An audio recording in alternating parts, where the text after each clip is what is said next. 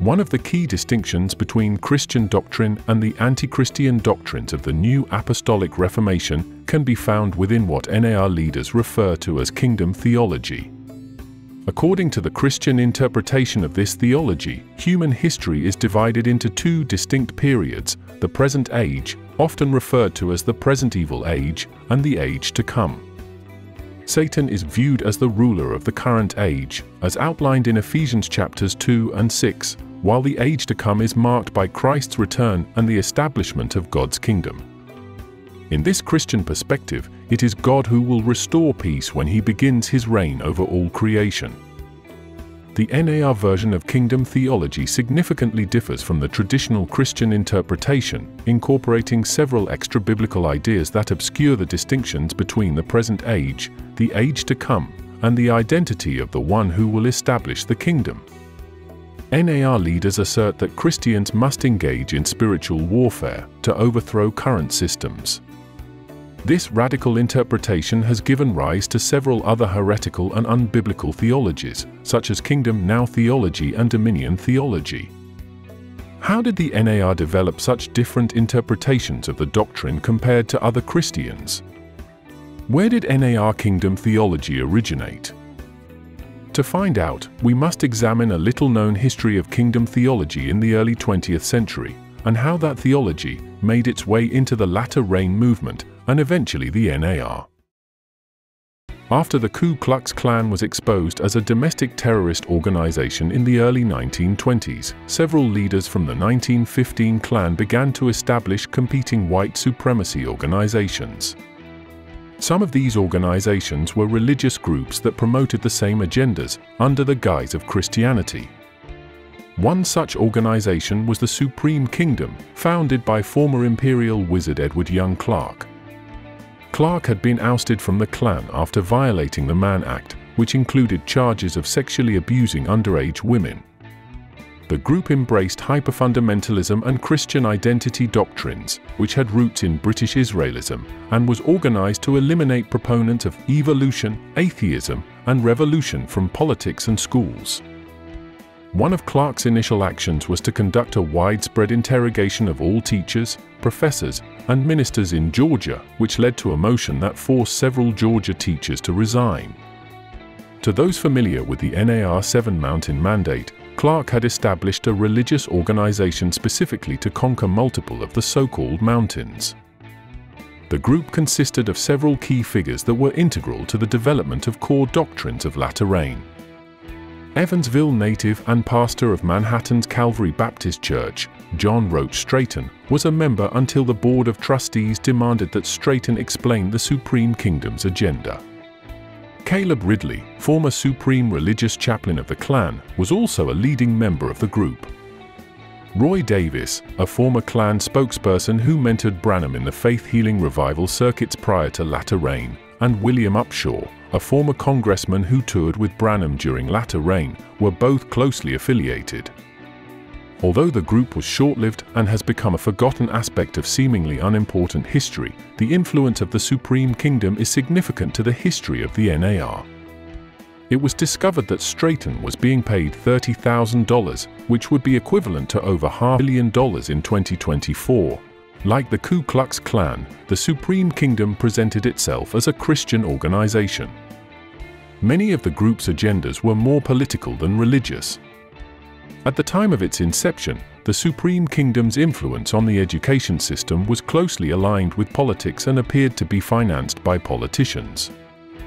In 1928, it was suspected that Clark had received $100,000 from the Republican Committee. Clark initially denied the allegations. However, as the years progressed and the actions of men affiliated with him became public, the erosion of the separation between church and state became apparent. While Clark collaborated with politicians to secure funding for the organization, Caleb Ridley leveraged his status as the former Supreme Religious Chaplain of the Klan to attract new members via revival circuits. A timely name change from the original Supreme Kingdom Shrine, which had been in direct competition with the Mystic Shrine of North America, proved advantageous. After an injunction prevented Clark, Ridley, and others from using the term shrine, they adopted the simplified Supreme Kingdom. At the same time, a variant of kingdom theology had caused a growing debate between evangelical and liberal Christians. Liberals interpreted this theology as envisioning a world of ideal human relationships aimed at creating a perfect Christian society. Given their views on evolution, liberal Christians were the primary targets of the group. However, it also proved beneficial and profitable to engage evangelical Christians. Roy Davis founded a new religious organization targeting several Christian denominations, which he named the Pentecostal Baptist Church of God. Davis held revivals to draw new converts to their political ideologies and invited ranking members of the Supreme Kingdom to speak. Using this denomination as a breeding ground for new recruits, Davis invited Caleb Ridley to speak at these events.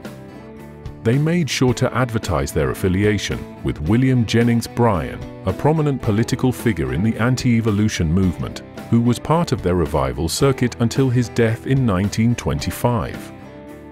In 1921, attempts by Ridley and other leaders to organize meetings in Louisville faced challenges south of the Ohio River. As a result, they chose to hold their gatherings at the Armory in Jeffersonville, where Davis and Jeffersonville Mayor's son Ralph Rader would later conduct healing revivals. Shortly thereafter, a Klan headquarters was set up in Jeffersonville, with Branham's father-in-law tasked with its security. Branham, an Indiana minister and leader of the latter rain revivals, played a key role in promoting what would become known as NAR Kingdom Theology. During these revivals, Branham publicly declared his lifelong debt to the Ku Klux Klan following an incident in Jeffersonville, Indiana, where the local Klan branch had been established by Caleb Ridley. During a war between the Jeffersonville mob and the Klan, Branham was shot and critically injured.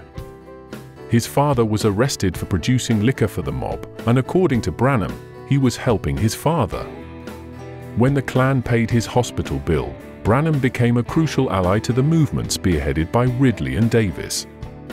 Interestingly, in the latter rain revivals, Branham attempted to conceal this history in his life story accounts by incorrectly describing Davis' religious sect as Baptist and by claiming his conversion happened over a decade later. Edward Clark, Caleb Ridley, Roy Davis, William Upshaw, and others were successful in establishing their version of kingdom theology, although this did not occur through the Supreme Kingdom movement. As the Supreme Kingdom began to fade away, new organizations emerged, each created by, collaborating with, or influenced by the group's agenda.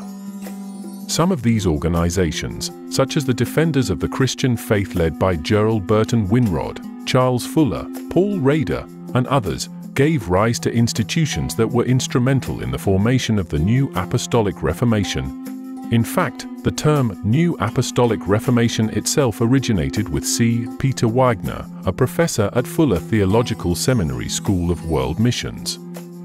Wagner worked closely with John Wimber, the founding director of the Department of Church Growth at Fuller, and the bridge between the NAR and latter rain versions of Kingdom Theology.